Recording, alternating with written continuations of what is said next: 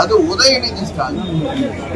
உதயநிதி ஸ்டாலின் 2023 துணை முதல்வராக இருக்கும் பொழுது தமிழ்நாடு முற்போக்கு எழுத்தாளர் சங்கம் ஒருத்தர் நடத்துற நிகழ்ச்சியில போய் சனாதன தர்மம் என்று சொல்லக்கூடிய இந்து மதத்தை ஒழிப்பேன்னு சொல்லி பேசினார்.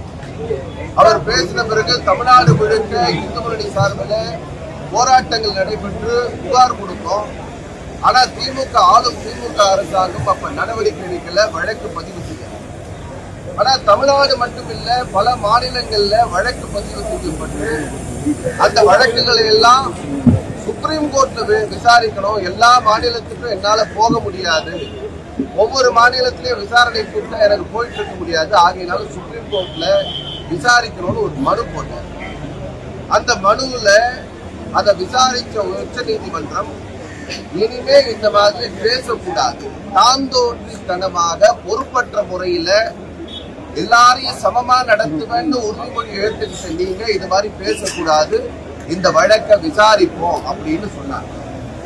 ஆனா அதுக்கு பிறகு தேர்தல் சமயத்துல வாயை மூடிட்டு அமைதியா இருந்த இந்த உதயநிதி ஸ்டாலின் தேர்தலில் ஜெயிச்ச பிறகு தமிழ்நாடு முழுக்க இந்து உணர்வோடு மக்கள் ஓட்டு போட்டு இந்த திமுக ஆட்சிக்கு வரக்கூடாதுன்னு சொல்லி முடிவு செய்து ஆட்சி மாற்றத்தை கொண்டு வந்தாங்க. திராவிட முன்னேற்ற கழகம் ஆட்சியில இல்லை. ஆனா அவங்க அப்பா ஸ்டாலின், உதயநிதி ஸ்டாலினோட அப்பா ஸ்டாலின் அவரே தோத்து போனார். சட்டமன்றத்துல பை ஆக்சிடென்டெல்லாம் எதிர்கட்சி தலைவராக இன்னைக்கு உதயநிதி ஸ்டாலின் வந்தார். உதயநிதி ஸ்டாலின் எதிர்கட்சி தலைவரான உடனே பேச வேண்டிய பேச்சு சட்டமன்றத்துல முதல்ல அவர் பேசும் பொழுது கடைசியா முடிக்கிற சமயத்துல சனாதன தர்மத்தை ஒழிக்க வேண்டும்.